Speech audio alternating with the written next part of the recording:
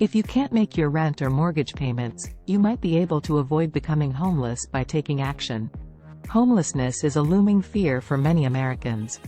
A 2021 CBS News poll showed that 28% of Americans have worried about it at some point in their lives. Unfortunately, it's a reality for hundreds of thousands of individuals and families throughout the country. The U.S. Department of Housing and Urban Development reported that 582,462 people were experiencing homelessness on a single night in January 2022. Countless more live on the precipice, not knowing how they will be able to pay their rents or mortgages. If you're facing the real possibility of losing your home due to non-payment, the most important thing is to take immediate action. Keep reading to learn about things you can do to help avoid becoming homelessness. Common reasons for homelessness.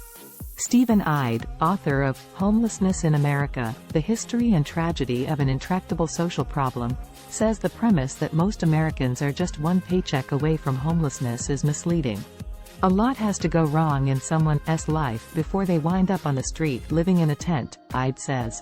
People become homeless because they lose access to the support network of friends and family that the rest of us would turn to if we faced economic hardship. Living in expensive cities can place unique strains on those networks, causing many people to fall into homelessness, he adds. Unemployment, untreated serious mental illness, addiction and domestic violence situations are also common factors. After the Marine Corps I started a business that failed and I ended up homeless, Jeremy Knopf, founder and chief executive officer of Spartan Media, says. My business crashed. Then I went to a commission-only job that didn't work out and that was the straw that broke the camel's back. I slept in my car. The owner of the company I was working for didn't know. I had keys to the office so I was first in and last to leave. I cleaned up in the sink, got dressed and got ready for work, he adds. Reach out for help sooner than later. Whatever brought you to the point where you can't afford your rent or mortgage payments, Paul Webster, former senior policy advisor for U.S. Department of Housing and Urban Department and consultant to communities dealing with homelessness, stresses the critical nature of early intervention. Turn to your safety net. It can be from family members, loved ones, churches or community groups, Webster says. Access government assistance. There is more money than ever to prevent homelessness.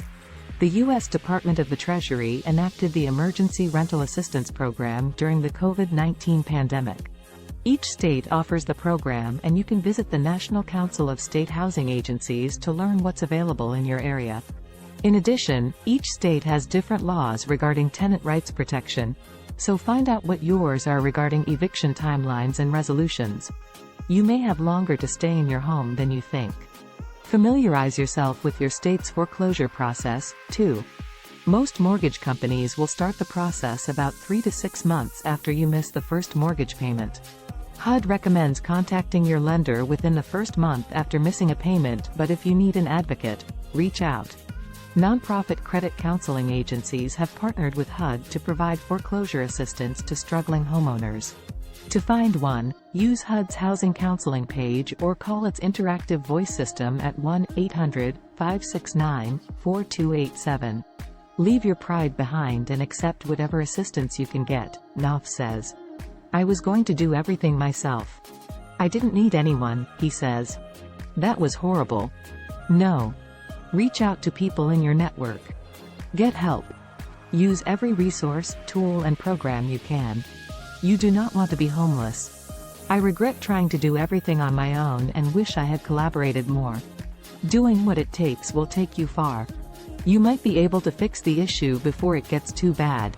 People tend to be very industrious, Webster says, adding that most who face homelessness self-resolve within a few days or weeks. They get another job, relocate, rent out a room, find different living circumstances or couch surf for a while. When there isn't enough money to pay your landlord or mortgage lender, prioritize and budget like you've never done before. The first thing is always shelter, Knopf says, who has helped others through similar situations. After that it's food, then transportation. Consider this triage, like in an emergency room. If you have to, get rid of your car and take a bus, bike or walk. Cut as much as you can out of your budget so you can stay in your home. Whether you have a job or not, look into temporary side hustles so you can earn extra money.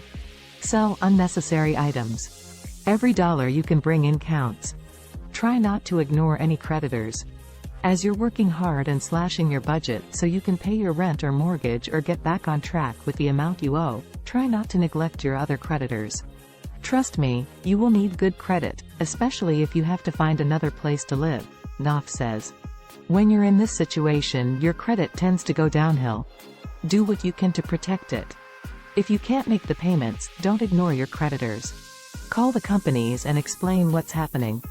They may not be nice, but by communicating with them you can usually work out deals.